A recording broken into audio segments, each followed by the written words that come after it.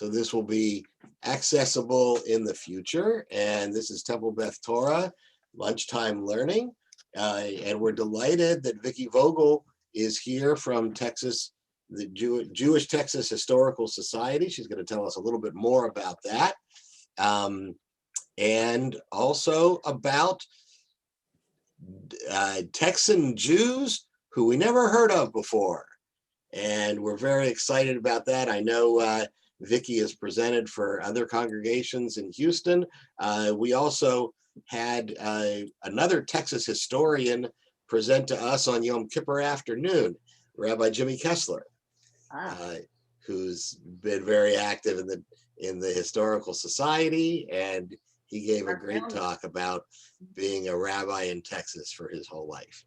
So I'm going to just hand it over to Vicki and learn about Texas, Jewish, and history. Thank you, Rabbi Gordon, and thank you, Hyatt, for inviting me. I'm happy to be here with you today. It's a wonderful thing that we can be in two places at once with Zoom. I'm here in Austin, and yet I'm here with you in Houston. And I'm waiting for Amy's ice cream to deliver my chocolate-covered strawberries for Valentine's Day, and I'm looking right out the window. So if I suddenly jump up and run off, it's just because I'm getting my strawberries into safety. So how lucky we are that we have Zoom and that we can meet together like this. And I often think about that in the 1918 pandemic, how isolated everybody was, and we can share information and be together. So that's a good thing. Which of you belongs to the Texas Jewish Historical Society? Okay, a few. Well, there's always room for more. And if you want to join, you can join online. Our website is txjhs.org. Somebody else already had the domain name TJS, X in there. And I'm a past president of the society, and I write a column for our quarterly news magazine. And our news magazine has lots of interesting stories in it, and that's hear some today. If everybody would mute themselves, that would be a big help. Thank you. In my column, I go to our archives, which are at the University of Texas at the Briscoe Center for American History. And I can almost pick a box at random and just start looking through it and see what's in there. And when I run across something interesting and there's enough material there to get an article and maybe a chance I can pick up a photo of this person, well, then that's what I write about for my column. So I also want to encourage you, after you join the Texas Jewish Historical Society, the second thing you can do is to write down your family history and put it in our archives and include some photographs. Just be sure you label your photographs and do your best guess for what year the photograph is from. They won't take our photographs if they're not labeled. And you could have your family's history and photographs preserved in our archives. When I had a box full of family photos that were not labeled, and I gave them to my mother years ago. And I said, here, Mother, while you're watching Wheel of Fortune, you could be labeling these photographs. And after she died, I found that box and I looked to see if she had done it. And she had. She'd labeled most of them. But a few of them she had labeled Mama and Me.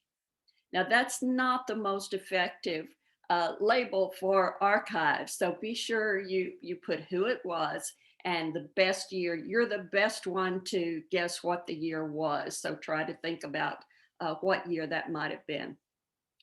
And we have all kinds of folks in our archives. And you may be thinking, well, my family didn't, they didn't invent a cure for cancer or anything, but everybody has a story and the stories are interesting. And we're going to see some of the interesting stories today. And I'm also going to tell you, if you want to find out more about the person I'm talking about, you can go to the news magazine on our website and read the whole article and see the photographs that are with it. right now we do not have an index to our news magazines. I'm working on one. I've got the first 20 years ready to go on the website, but it's not there now. So you need to jot down the month and the year of the magazine so you can find the person easily. I've got two banana stories for you. You know, bananas used to be an exotic food. You ate what grew in your area many years ago because we didn't have great ways to ship foods the way we do today. So bananas were considered exotic, and we've all heard stories of the immigrant who tried to eat the banana without peeling it, and I'm sure that did happen from time to time. But the first banana story I have for you is Mr. G. That's Sam Glosserman, who was born in 1903, and he lived in Lockhart. Some of you may know Abby Michelson of the Glosserman family. Abby just died last year, but she was a board member for TJHS. But we're going to talk about Sam Glosserman. First of all, his father, Philip, was born in Poland. And he came over in 1900 because he wanted to avoid army service, a reason a lot of folks came to America, even though he had won a prize as the best sharpshooter in his regiment. So he came to America. He joined his wife's brother in Seguin, Texas, and he worked as a peddler, as many people did. The worst experience he had as a peddler was that one night a drunken farmer held a gun on him all night, and he didn't know what to do or what was going on. So he just pretended he was asleep, and that worked out for him. But he was very happy when he had an opportunity to open a fruit stand in Lockhart, and he didn't have to go on the road peddling anymore. Sam was the first child of Philip, born in America, and he was known as a salesman. He worked in the fruit stand from the age of 4, and his job was to take a box of roasted peanuts to the Carter Hotel every Saturday morning and sell them at a nickel a bag. But Sam was more ambitious than selling peanuts. So at the age of 6, he went into the newspaper business. And at 7, he actually was the agent for the Houston Chronicle in Lockhart. The train would come through Lockhart and they'd toss a bundle of newspapers off the train, and then Sam would take care of them from there. Now, Philip's fruit stand became a grocery store, and Philip bought a refrigerated carload of bananas. And that was a big deal for Lockhart that day. Sam went down to the station to help, and he ate bananas until he got a stomachache. I can appreciate that. I remember as a kid, I ate a banana and it was so good. I ate another one and I got so sick, I didn't eat bananas again for another 20 years. So Sam knows what that feeling was like. One of the big things that happened in Lockhart was when President Taft came to visit, who was Sam's brother, was asked to plan the menu. And so he planned this very elaborate menu, exotic menu. He thought it was squabs on toast. And then he learned that the president was a vegetarian. So that didn't work out so well. Now, Lockhart was a Wild West town when Sam was a boy. Everybody came to town on Saturday. You walk around the square, shop, socialize, see all your friends, eat barbecue. Even back then, Lockhart was known for its barbecue. And Sam wrote this: people used to go around and around, walking around the square, having the time of their lives. People in boots, people in broad brimmed Stetson hats. When it rained, it was muddy and it was awful. This was a really wild town. I used to stand on Dad's corner and see one fight after another. Sam also remembered the time the sheriff and a constable had a gunfight on the courthouse steps. Philip and his sons opened various businesses in Lockhart, and the one that's best known is Sam's Glosserman Chevrolet. And it is still in business for over 90 years, and his employees called him Mr. G. When Sam was in his 80s, they tore down an old building in Lockhart and they found a canceled check for a suit of clothes for a couple of dollars from Glosserman's. And so they showed this check to Sam, and he said, I remember that suit. Sam lived to be 86 years old. If you want to know more about the Glossermans, that's in the July 2010 issue of our news magazine on page 7. There are a lot of peddler stories, and I'm sure you've heard many of them, like Mr. Glosserman and the drunken farmer with the gun on him all night. One that stuck with me was another Lockhart peddler whose name was Morris Rosenwasser. And I have a picture of Mr. Rosenwasser. Let me see if I can find it here.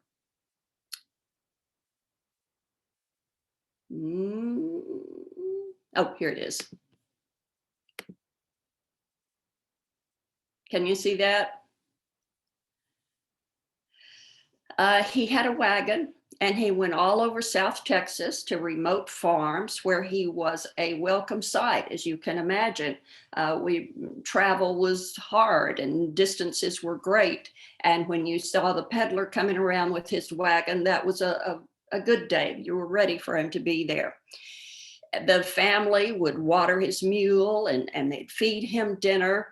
And at one of his stops, it started to rain and the water poured for several days, and there were creeks around the farm, and they started to rise and he couldn't get out, and he had to spend a week with the family. And that becomes an imposition on a poor farm family. And for 7 days, they ate nothing but hominy. And Morris said he never wanted another bite of hominy the rest of his life. If you want to know more about Morris Rosenwasser, that was in the November, there's my strawberries, thank you, November 2013, page 10. And I've got another banana story for you. Can I bring my strawberries in? I'll be right back.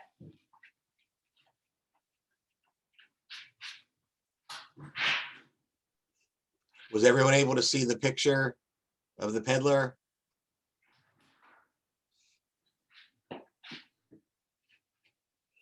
I don't want there to be a temptation for somebody Yes. seeing a bag of strawberries. Okay, thank you. I've got another banana story for you. This is from Meyer Doppelmayr, who was born in Germany in 1823 or 1824. And he came to the United States as a young man. I think he was 19 years old when he came, and he became a citizen in 1850 while living in Marshall, Texas, in East Texas. He and his brother Daniel had the first Jewish business in Marshall, which was a confectionery, which was a popular Jewish business in small towns in the 19th century. Daniel served in the Confederate Army. Well, Meyer owned a hotel in Jefferson, and it burned down. So he moved to Sherman, and he had a general store. And in 1904, he started importing bananas. And they started calling him the Banana King. So he was the Banana King of Marshall. He sponsored a banana festival for the children, and he was very responsible. He went to a doctor and said, can eating bananas hurt you? And the doctor assured him that no, bananas were healthy. So he let the children eat all the bananas they wanted, and some ate up to 18 or 20 bananas. But what Meyer was really known for was a product called Rescue Liniment, good for man or beast. It was good for barbed wire cuts, rheumatism, burns, screw worms, whatever ailed you or your livestock, you could use Rescue Liniment. We have the recipe for it in our archives if you want to give it a try. The Briscoe is closed right now, but when it reopens, you can go to the Briscoe and look at any of these documents, and you could have them make you a copy of the Rescue Liniment. They prepared it and bottled it themselves, and it was mostly Meyer's daughter, Amelia, who became quite an entrepreneur in her own right. Another interesting thing about Amelia is that she made tiny knitted dolls, and she made some 200 dozen in 4 years. Do you remember hearing about the Dion quintuplets who were born in Canada in 1934? and Amelia knitted 5 little dolls in pastel shades and laid them side by side and labeled them for the little girls, because they were the first quintuplets who survived infancy. So it was quite a big story at the time. And they got presents from all over the world. And one of them was from Amelia Doppelmayr in Marshall, Texas. If you want to know more about the Doppelmayrs, and they're quite an interesting family, that's in the December 2016 issue on page 12. I wanted to be sure I had a Houston story for you, and that's going to be Rosella Whirlin. Does anybody remember hearing about Rosella Whirlin, the journalist? Rosella Horowitz Whirlin. She was very successful in journalism and publicity at a time that when women were often not welcome in that field. She lacked confidence as a little girl, and so she read Dale Carnegie, and that helped her. She was the daughter of Russian immigrants, Rabbi Henry and Cecilia Horowitz, who came to New York City in 1904, and they moved to Texas in 1918 and settled in Galveston. Well, Rosella got a job on a newspaper, and she was so nervous on her first interview. She just walked up and down the sidewalk, afraid to go knock on the door. And finally, she got the nerve to go in, and she got the interview. And that really helped her confidence. She decided, if I can do it once, I can do it again. So she worked for the San Antonio Light, and it was, at this time, it was considered kind of work that nice girls didn't go into. It was kind of like being in the theater. And so it was a real challenge for Rosella to become successful in her chosen field. She was only 5'1" and weighed about 100 pounds. And when she first started working, she worked for nothing. And when she was good enough, they started paying her $15 a week. She went to Chicago for a while. She interviewed Al Capone when he was released from prison, and she said he was not the friendliest person. In 1929, she interviewed a school teacher who had just returned from 8 years on a kibbutz in Palestine, Golda Meyerson, who was here to raise money. And of course, that was Golda Meir. She worked for other news outlets, including the Houston Press, and she handled publicity for the city of Galveston.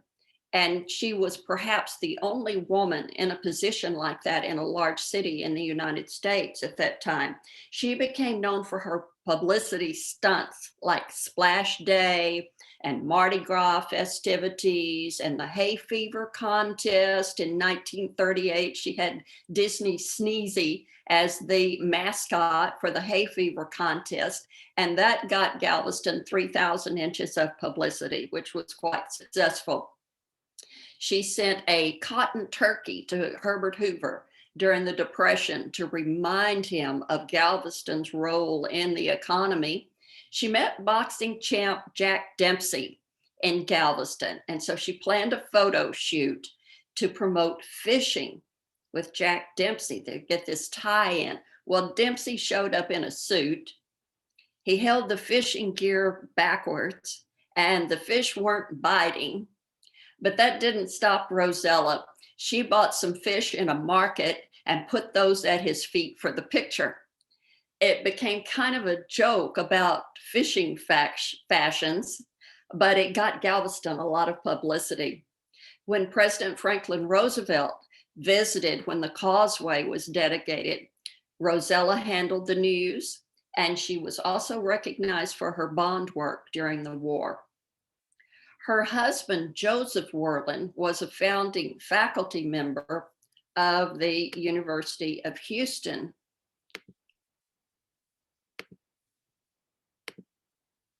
Okay, that's Joe and Rosella. Rosella opened her own agency in Houston, and Women in Communication honored her at the Press Club for her 50 years in the business. And in 1979, she received the Woman of Achievement Award of the National Federation of Press Women. One of Rosella's lasting achievements was a landright copyright suit over an article that she wrote about a child with Down syndrome who was celebrating her bat mitzvah. She mailed it to Reader's Digest, but she didn't get a reply. And she ran into the child's parents, who mentioned that Reader's Digest was sending a writer to interview them for a story. And when it came out, it was Rosella's article. So she confronted Reader's Digest and they offered her $250 for her idea. She sued for copyright infringement and she was awarded $500 in damages. But the real importance of the case was in protecting authors' rights in their work product. Rosella wrote columns for several newspapers, including the San Antonio Light, and her column was called Rambling Round with Rosella in the Galveston News. She got a lot of awards and she was instrumental in many charity campaigns. She died in 1985 at the age of 82. If you want to know more about Rosella, that's in our May 2015 news magazine on page 14. One of the interesting stories I ran across in our archives was about the Shapira Hotel. Jacob and Sarah Shapira were born near Minsk in the mid-19th century, and they made their way to New York and hopped on a train to Texas. They got off where the tracks ended, and that was Madisonville, Texas. They opened a dry goods store with a saloon in the back, and the town was prospering. Steamboats came up the Trinity River. It was a crossroads, so it was a good location for a town and for successful businesses. They had 3 daughters and 2 sons, and they started opening their home to boarders. And it soon became very popular with salesmen, or drummers as they were called then. And they started calling it the Shapira Hotel. It was the only facility of its kind in that area at the time, so it became a kind of community hub for surrounding farmers and ranchers. Texas Senator Horace Chilton had dinner there in 1892. Madisonville was wild and woolly like Lockhart, with gunfights disturbing the peace, but you could find grace and hospitality at the Shapira Hotel. The menu was based on cornbread, biscuits, and black-eyed peas, and that's my kind of food. Sarah was a great cook, and no one went away hungry. Meals were served on china with cut glass and damask tablecloths. Jake was known for his generosity. He gave a suitcase and a suit of clothes to every boy who went away to college. But tragedy struck in 1903. Jake stepped on a nail the day before his oldest daughter's wedding. He died several weeks later, presumably of blood poisoning. And then the hotel burned to the ground. Sarah decided she was going to rebuild, and the new hotel opened in 1904 and was one of the most lavish buildings in the region. It was Victorian and Queen Anne. It was built from 2 kits, probably from Sears and Roebuck, and they faced each other with a connecting 2-story parlor. It had 16 guest rooms, but only the owner's suite had indoor plumbing. It was often described as a gingerbread house the size of a Swiss castle in the Alps, or, quote, an angel food cake with cherries on top. The town's original telephone booth was and still is located at the hotel, and at that time it was the only telephone in town. Sarah served dinner family style on an oak table seating 26. There might be 25 dishes, and after dinner, the guests would join the family in the parlor or out on the veranda. Their elder son, David, masterminded the construction.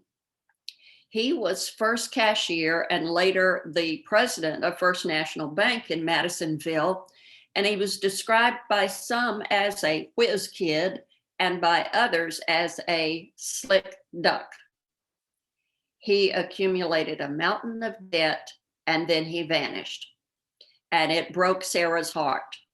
She placed newspaper ads, she searched for him, didn't find him, and she used Jake's estate, her husband's estate, to pay off his debts. Sarah ran the hotel until 1922, when she joined her son Meyer, who had opened a hotel in Crockett, about 40 miles away. They leased the Hotel Shapira out at first, and then they sold it after Sarah died in 1925. It deteriorated steadily until 1978, when new owners bought it and restored it. And it changed hands until Susan and Reinhard Warmoth bought it in 1999. So as you can imagine, a hotel this old, there are ghost stories surrounding the hotel. The third floor is supposed to be haunted by Jake and Sarah, according to the Historic Hotels of Texas, a traveler's guide. And the Houston Ghost Tour performed a murder mystery dinner theater there in 2013. It is claimed that dishes break with no one around, and that things fall off the wall, and voices can be heard in empty rooms. If you want to stay there, you can. It's at 209 North Madison, 1 block north of the town square. And if you want to know more about the Shapira Hotel, that's in the August 2018 edition on page 14. My favorite family that I've run across in the archives were the Den brothers of Bay City. Does anybody know the Den brothers? Hey, all right. Well, you should enjoy this one. I mentioned how do I choose who I'm going to write about? First, there has to be enough information in our archives to get a story. And then I see what Mr. Google can add to it. And findagrave.com is always helpful. And then the hardest part is finding a photograph to go with the article. Well, with the Den brothers, the problem was just the opposite. One of their sons had done oral histories. That's another good idea for you. And put them on YouTube. And he was a big help mailing me photos and information. And the hardest part was finding a limit, because it was also interesting. I couldn't get it into one article. So we had part 1 and part 2. And I think that's the only time I've done that. So there were 3 brothers, Manuel, Herman, and Sidney, and a sister, Ethel, who was not involved with the family store. So I don't have much information about Ethel. Their parents, Joe and Bertha, joined family in New York in 1920. Now, Joe arrived in Hasidic garb with long beard and side curls, and his brother-in-law said, "Joe, you can't walk around America looking like that." And so he took him to the barber, because Joe didn't speak English, but his brother-in-law took him to the barber. And when he came home, they said his wife hardly recognized him. They settled in Wharton and opened a grocery store and started their family. And when Herman was born at home, Joe was so nervous, the doctor had to get rid of him. And so the doctor said, "Joe, go get me a watermelon right now." And so Joe ran out the door and down the street trying to find a watermelon. Joe bought pecans from area growers. And one day a man brought in bags of pecans, and Joe realized that they couldn't weigh as much as the scale was showing. And so he looked, and sure enough, the guy had his foot on the scale. Joe brought down an axe handle just as hard as he could on his foot. And he said, "If I'm going to pay for your foot, I'm going to buy your foot." There were so many good childhood stories and army stories. It's hard to limit them, but I have to tell you this one, and I've got a picture to go along with it.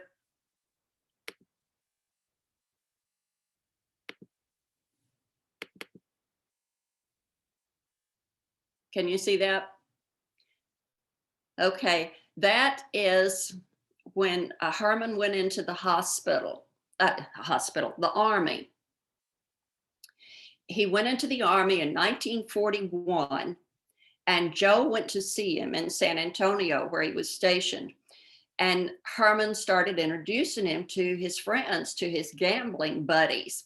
And he'd say, you know, I need to pay this one $5, and I owe this guy $10, and asked Joe to pay him off. And Joe did.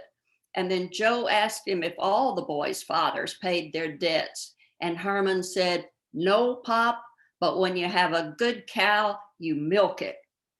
And Pop said, "Hyman, your cow just went dry."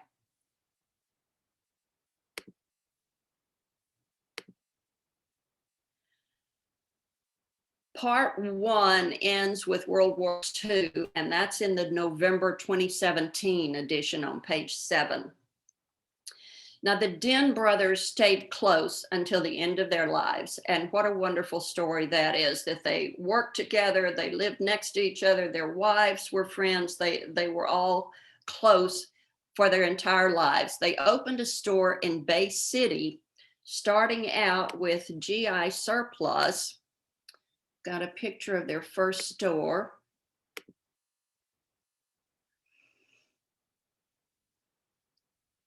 They started out with GI surplus. There was a store that had gone out of business, and they bought all their inventory, and it turned out to be mostly fishing tackle. And then they got a deal on a load of shotguns. Well, I think it was Jackie Mason who said, "Jews don't hunt, we shop." And the Dens didn't hunt or fish, but their store evolved into a sporting goods store.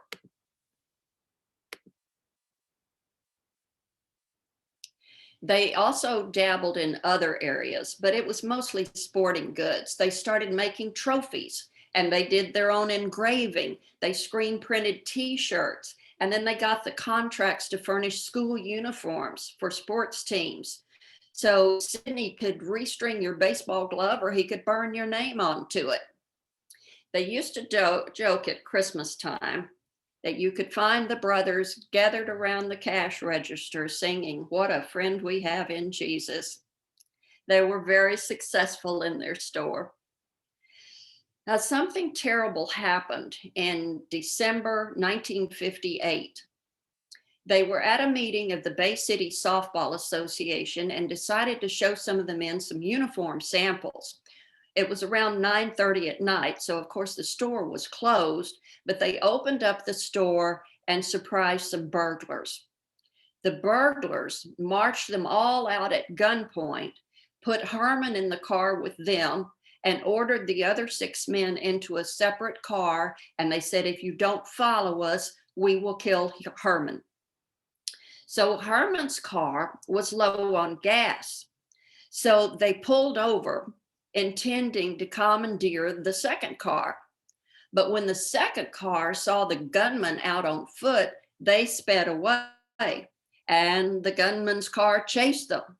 Well, the car with the 6 men in it managed to pull into a side road and turn off their lights, and so they got away.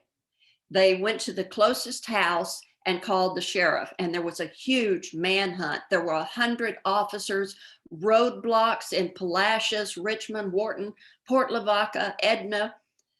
And meanwhile, officers were questioning some young men that they had been suspicious of as burglars, and they identified the ringleader of the burglars at the Den store, and police hurried to his house. In the meantime, after this wild ride at high speed, Herman's station wagon did run out of gas. Herman was forced from the car. He was pistol whipped and left for dead on a farm road. After the thieves left, Herman was able to stagger to a nearby house, but he was bloody and they turned him away. He managed to get to the next house, where an African-American couple took him in, bandaged his head, and took him to the hospital. He had 12 stitches in the worst wound and was listed in fair condition. The ringleader of the burglars made it home, and he was hiding in a closet when the officers arrived, because his friends had told him who he was, and they arrested him. And then the kidnapped men who were still with them identified him. Yeah, that's the guy. So a large teenage burglary ring was broken up, 10 burglaries were cleared, and much of the merchandise was recovered. The front page headline in the Bay City Daily Tribune read, "Gunman Slugs Herman Den." That's my all-time favorite headline, to call these burglars gunmen, slugs, to use a word like slugs, and didn't say local merchant. They said Herman Den because everybody knew who Herman Den was.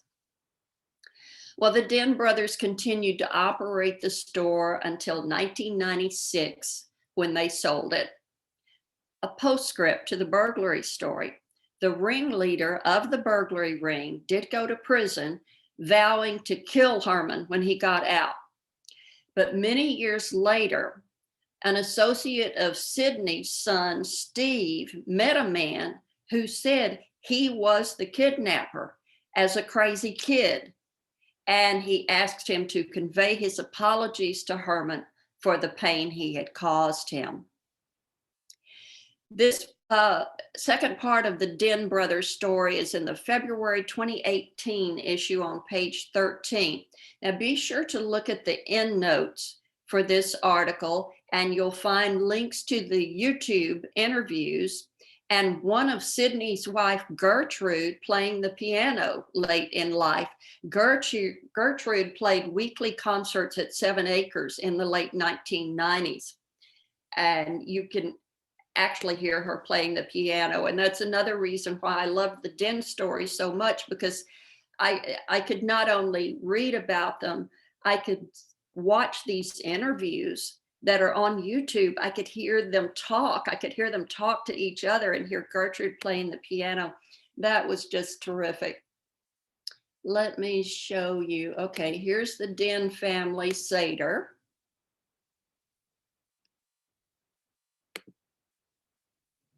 And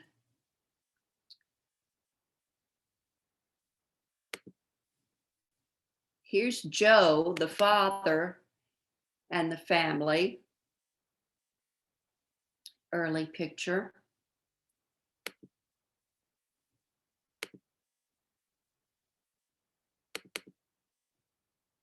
Here they are at their store, the three brothers.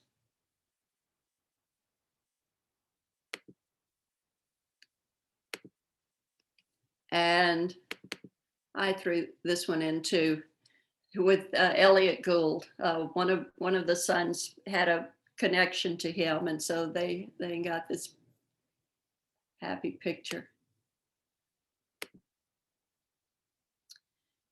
Okay. By far the most interesting person I have discovered in our archives was a man named Sidney Levison. He was born in 1899, grew up in Gonzales, where the family had a store, and in Bernie, where his father had a drugstore. Sidney loved to go out dancing, and he noticed in the summer of 1919 that his face would be puffy and red after a late night out. And he had a strange mark on his wrist from a man-of-war sting. He moved to San Antonio and he started working in a drugstore. And one day a dermatologist came into the store and he saw this spot on his wrist, and he did some tests and told Sidney the bad news that he had leprosy, Hansen's disease. It was not spread by casual contact, and the doctor hoped that he could get it under control before other people found out about it, because at that time, leprosy was a stigma. It was considered a disgrace. It was something you hid from others. And so Sidney told his parents, and of course they were devastated. Other patches appeared on him, and by 1930, he no longer appeared in public. he was referred to the U.S. Public Health Service Hospital at Carville, Louisiana. Carville, the leper colony it was called, Carville was isolated. It was surrounded by a huge barbed wire fence. There was no post office. Outgoing mail had to be baked in a sterilizer. There was no telephone for the patients. They could not marry. They could not vote. The patients were treated like convicts in prison.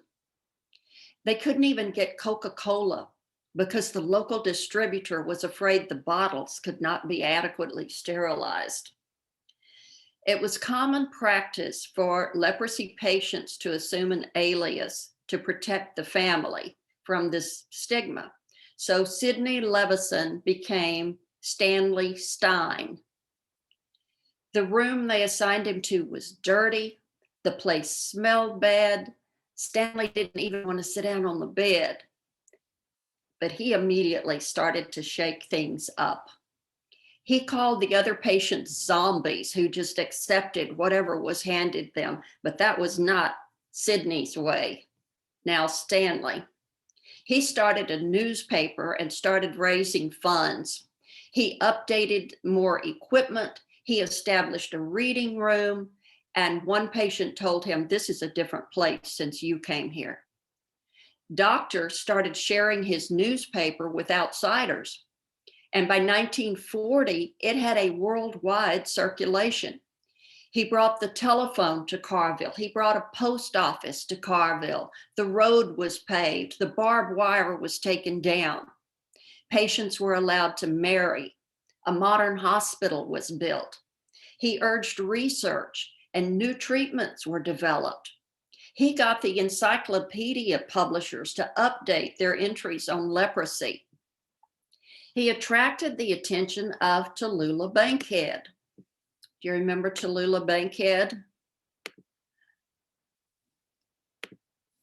And she became interested in him and in his work at Carville. And she came to visit him, and that was a very bold and brave thing for her to do because people didn't really understand how the disease was transmitted. But she brought a lot of needed publicity to Stanley's work in Carville. Excuse me, Vicki. Yes. On some of the pictures, they're sort of cut off, and we only see. Oh. We didn't see Tallulah Bankhead or Elliott Gould. Oh, okay. And on the picture of the three dens, we only saw one of them. Okay. So I don't know if that's technical. It doesn't really show me what you're seeing. So. Right. So we only see Mr. Den. We don't see Elliott Gould in that picture. Okay. Let me find it on my desktop. And I can show you better. That's one bad thing about the screen share. Yeah, you don't. The person sharing I can't see it, so I don't know what you're seeing. Okay, here's Elliott Gould. Now, can you see them all? Yes. Oh, yes. A very fancy event. That's Sydney and Gertrude. Okay, let me see. Here's Tallulah Bankhead. Let me try that one.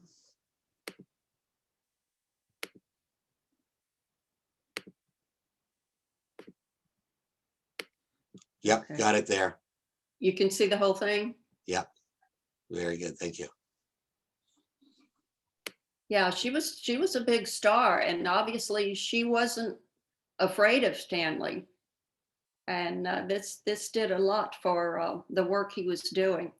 Are there any others like that you couldn't see them all?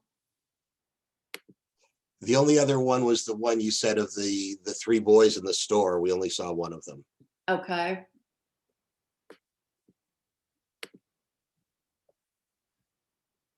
Well, I'm glad you told me. Whoops. There. Got it.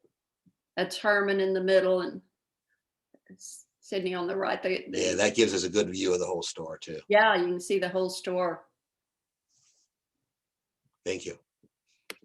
Thank you. Let me get it off my screen now. Okay. So one of the things that I always worry about people in a situation like his, being isolated and having his life taken away from him in that way, he did have a girlfriend in the camp. He found love, and he had a girlfriend for 4 years. So I was glad that he had that personal accomplishment. He started a radio program. The International Leprosy Association wrote to him and said, "You have made a greater contribution to the lay understanding of leprosy than any other layman. The information," I'm still quoting, "the information which you pack into the few pages of the Star," that was the name of his newspaper, "and which has now worldwide circulation, is helping very greatly and very significantly to the better understanding of the disease." I've got another picture of Sydney here. Let me show you that one.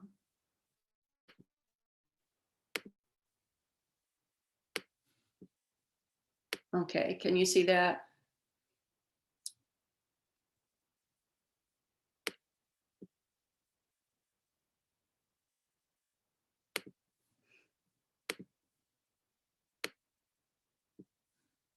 Meanwhile, what's going on with Sydney's family, or Stanley's family?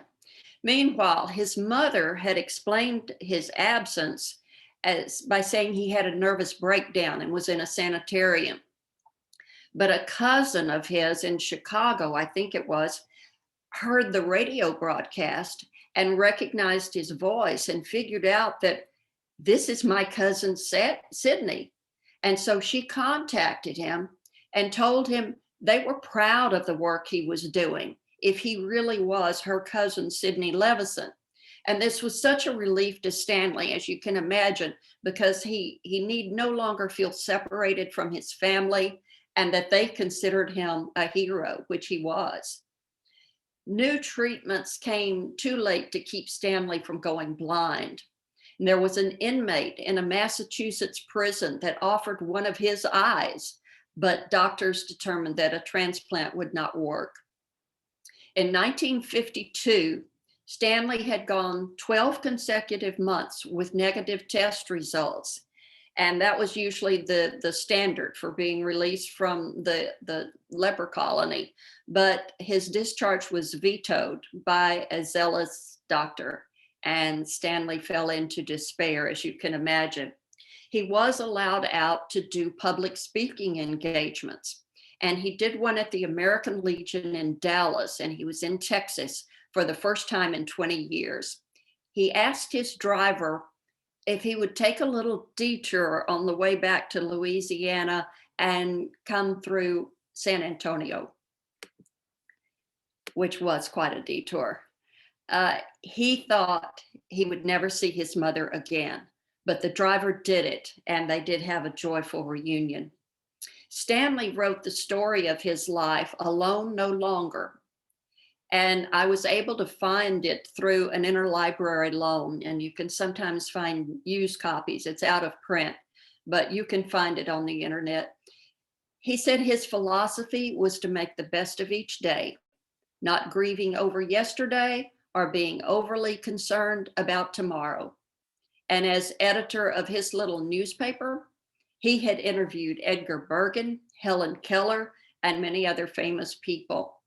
He received awards for his contribution to knowledge of Hansen's disease. He died at Carville in 1968 and was buried in San Antonio. His story's written up in the July 2013 edition of our news magazine on page 1, the only time I got page 1. And his autobiography is called Alone No Longer, and you can find it online. I want to stop now and see if you have any questions that I might be able to answer. If I don't know the answer, I'll just make something up. So if you have a question, you can, I think we can do this informally. There aren't that many people on the call. Just unmute yourself. Okay, hi. Yeah, no, I remember the Den family very well. I grew up in the Wharton Synagogue that they belonged to. And I think one of the children became mayor, do you know that story? Or Yes, he was like a teenager and he he was a became teenager. mayor. He was the youngest mayor in their history. And he only served one term because he had to go back to school. Yeah, it's quite a family. They have a lot of accomplishments, and that's included in the article if you want to find out more about the other children. Yeah, but I remember I was living there when the story you described happened, but I was like 4 years old, so I never heard that story before. But one of the stories I remember hearing about one of the Den brothers is the synagogue. He was always doing things. And one thing he did, this was an Orthodox synagogue, and he put an automatic curtain opener on the ark. And it was very controversial that you could push a button and the ark would open. The curtain would open on the ark. Yeah, and I hope he didn't push the button as a joke from time to time. No, I don't think so. Yeah, Vicki, this is Greg Phillipson in Austin. How are you doing? great. Yeah, I'm also a member of the Texas Jewish Historical Society. And I don't know if you've seen the articles I've written in there. There was one about the Dallas Texans, the Dallas Texans hockey team in the November issue of last year. Yes, I loved that. Yeah, and it talks about Jewish hockey players, some of which played for the Dallas Texans. That's fun. And I think a month prior to that, you had an article in there about Galveston, and I had the American Hebrew magazine from back, I forgot what it was, I'd have to look now, maybe 1913 or something, when they were thinking about closing Galveston. But there was an article in there about that, and I know that Davy Lou had worked on that and helped me get that in there. And one of the things I'd like to mention, I had put a question in one of the earlier issues. We have a postcard, and it's, oh geez, I forgot the town it's from, but it was by Kosher Brothers Dairy. And no one has ever heard of that. And I mean, it's a legitimate thing. It was it's a small town in Texas. Let me see if I could actually find it on my computer here real quick. And I was wondering if anybody had ever heard of that. It's in Stockdale. Here it is, right here. Yeah, and it says handwritten on the back. It says, if you want milk delivered to you, it's obviously broken English. It says, if you want milk delivered to use, call us. We deliver early in the morning at 4 p.m. Oh, that's cute. It's yeah, from Stockdale, Kosher Brothers Dairy. Anybody ever hear of them?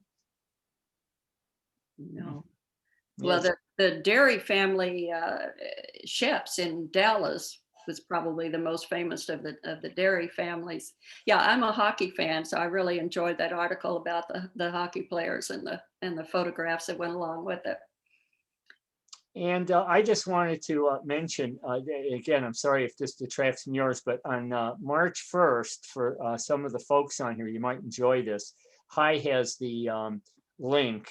I've developed a presentation on Jewish women on postage stamps on behalf of the Lapin Foundation. They're the folks that do that PF library you see at all the schools. And I'll be delivering that on the evening on March 1st. Some of you might find it of interest. That sounds interesting. Anybody else have a question or comment, or anybody else knew the Den brothers? That's probably the most contemporary of the stories I shared with you. The family with the Army and Navy store, that looked just like one of the many Phillipson stores from our family that sold off last year. But it was just those stories of Army and Navy surplus stores are so typical of Jewish families, whether it's up in Utica, New York, and that whole area where I'm from. It was just that was really a nice part of the presentation. I just noticed I have another picture of Sydney I didn't show you because this one I just ran across today, and it's a school picture, and he's the one in the bow tie on the second row with Oh, cute. Oh, nice. a nice looking young man. What year would that be, Vicki? He was born, he was born in 1899. And so it would be around 1920 that he was diagnosed with Hansen's disease. Well, I do have a question, Mhm. because you had mentioned that the Coke people didn't even want to deliver Coke because they didn't want the dirty bottles coming up. So Yeah. how did he get his newspaper out? This is pre-internet. Yeah, maybe they put it through the sterilizer. I don't know, but they did manage to circulate it. I think the doctors were instrumental in getting the newspaper out, and they probably were more knowledgeable than the Coke distributor. Yes. Good Okay, thanks. Anybody else? We'd like to Okay. invite anybody who'd like to do something really interesting to become a subject of one of Vicki's next articles. No, put your family history in there, and maybe I'll run across it. I'm looking forward to getting back to the archives, and it's been a real challenge this year. I've had to dig through my notes, and oh yeah, I've made some notes on this guy, but I didn't write the article. You better get busy and find out more about him. So I'm looking forward to being able to go to the archives in person. And while you're isolated, this is a great time to do projects like writing down your family history. Well, thank you so much for having me here today. I've enjoyed it, and I hope you've enjoyed hearing about some of these little known Texas Jews. Thank you so much, Vicki. It was very interesting that things that we never would have dreamed about. So thank you so much. We continue our lunchtime learning in a couple of weeks on February 24th. I'm going to do a session for adults only about the Purim story that the children don't know, exploring the book of Esther and some of the more, some of the things that we just don't talk about so much. That should be a fun event on that Friday, February 26th. We're going to be celebrating Purim in a Purim Shabbat with Cantor Francine Davis Jacobs. And we're going to have a musical celebration. We're going to encourage people to dress up and fill your box with fun. And we've got lots of other activities coming up this Friday. In a couple of days, we've got one of our favorite musicians, Ellie Flyer from Nashville, Tennessee, who's going to do a special musical service for us. So lots of exciting things. Please visit our website or ask for us to add you to our email list if you're not part of Temple Beth Torah now. I'm going to put the website on the in the chat room. I also put a few of the things in the chat that you had talked about, Stanley's autobiography and a few of those other things, and the YouTube from the Den Brothers is in the chat room. This will be recorded. This recording will be on our website, and we're just delighted everybody could come. I'm going to stop the recording now, but leave the room open in case people just want to chat informally for a couple minutes. Thanks again, Vicki of the Texas Historical Society. Hi, did I forget to mention anything? All right. Thanks for coming and have a good week.